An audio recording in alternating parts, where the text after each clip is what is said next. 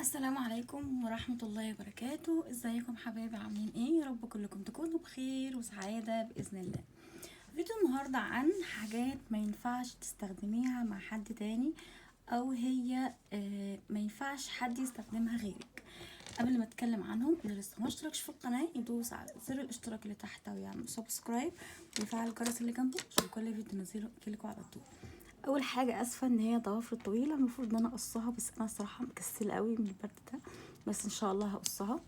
اول حاجه طبعا هي فرشه الشعر. الناس اللي بتستخدم فرشه بتستخدم مشط، اي حاجه من دول ما ينفعش تستخدميها مع حد تاني غيرك انتي بس، تكون هي حاجه شخصيه ليكي، عشان سواء الفرشه سواء المشط بتنقل الشعر، بتنقل الحاجات اللي في فروة الراس للفروة التاني، او من الشخص لشخص تاني.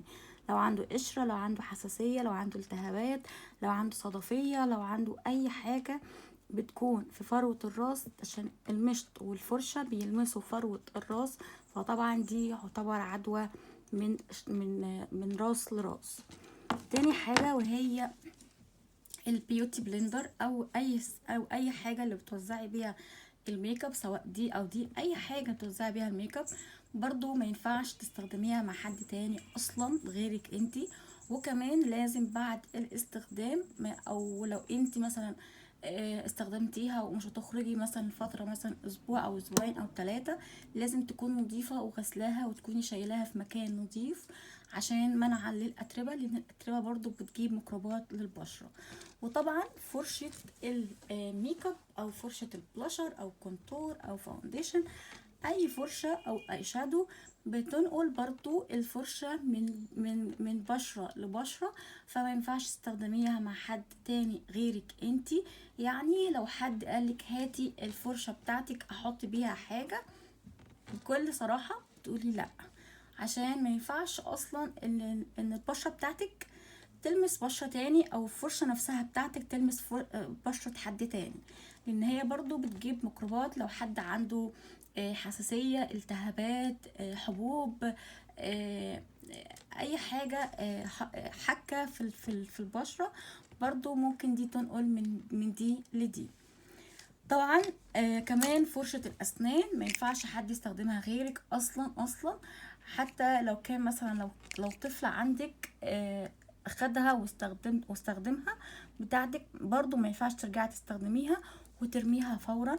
وكمان يستحسن ان انت تبقي حافظاها بحاجة زي كده، منعا للميكروبات والأتربة والحاجات دي، وتكون كمان عشان لو انت حطيتيها على سطح اللي هو الرف اللي في الحمام، الرف ده ممكن ما يكونش نظيف بس يا بندق، فبدل ما تحطيها كده بالفرشة بتاعتها، لا تخليها في غطاء يستحسن يعني. ثواني ننزل بندق، انزل.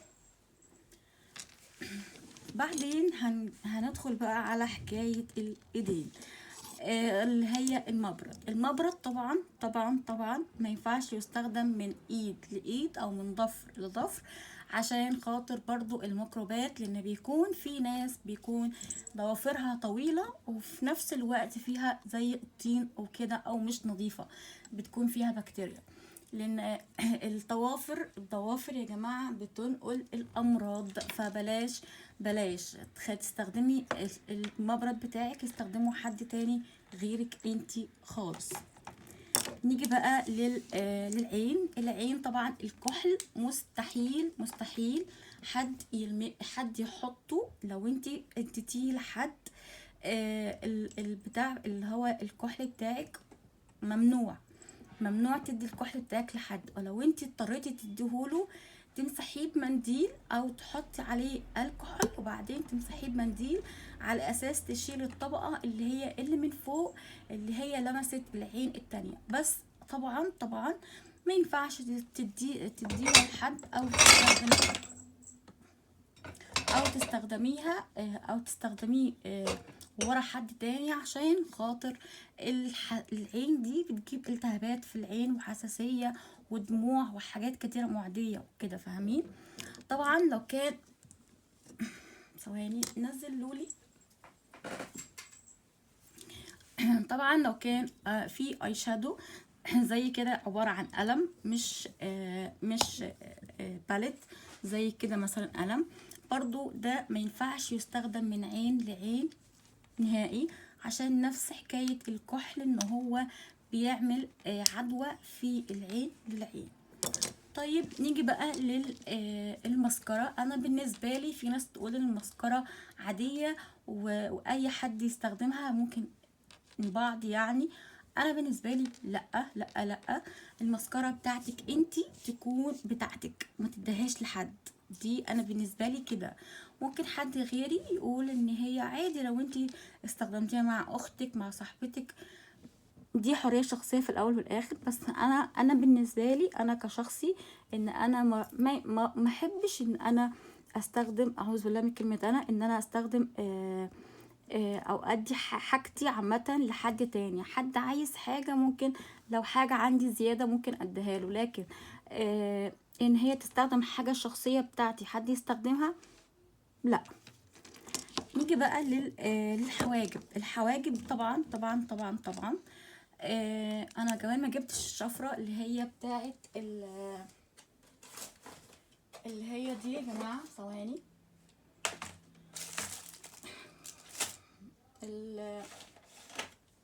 مش مشكلة. الحواجب طبعا، الملقاط، انا بالنسبة لي ما ينفعش. وبعد استخدامك انتي لازم ترشي الكحول عليه وتمسحيه بمنديل او تمسحيه بقطن، باي حاجة عندك، بس سواء قبل وبعد الاستخدام لازم تعمليه بالالكحول. برضو بالنسبة للشفرة دي تعمليها قبل وبعد بالالكحول الاستخدام بتاعك.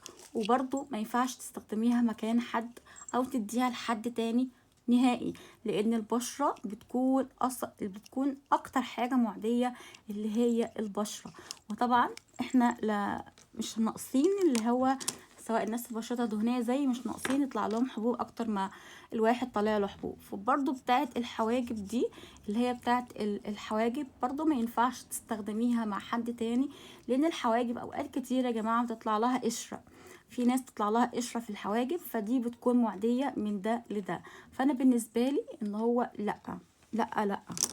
برضو نيجي لفرشة الوش او الاداة اللي انت بتستخدميها بوشك. لو انت عايزة تستخدمي بايدك يبقى تمام، فل جدا.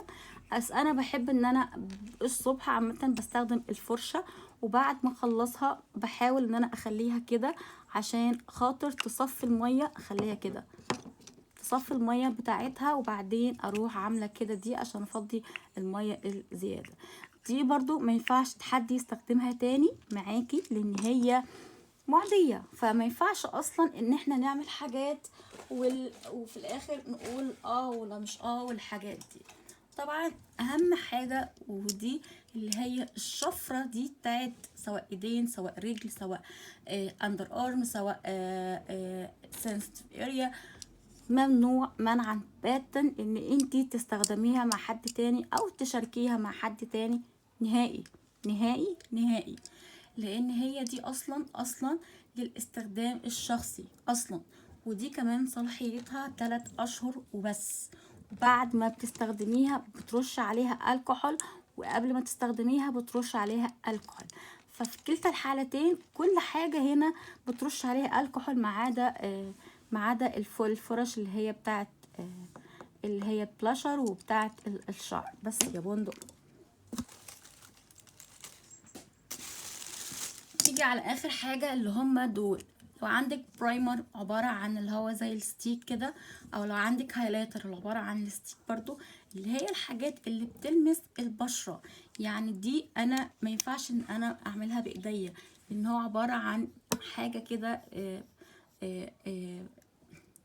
برايمر بتحطيه على بشرتك، بتدهنيه كده على بشرتك وبس. فانا الحته دي كده من بشره لبشره معديه، فبرضو ما ينفعش الحاجات دي يا جماعه، نخلي بالنا منها جدا جدا جدا، لان الحاجات دي بتنقل اوقات كتير امراض لا غنى عنها. يعني احنا غنى عنها قوي قوي الامراض دي، فربنا يسترها معانا ويكفينا شر الامراض يا رب. بس اهم حاجه تخلي بالكم من كل حاجه اللي انا قلتها لكم دي.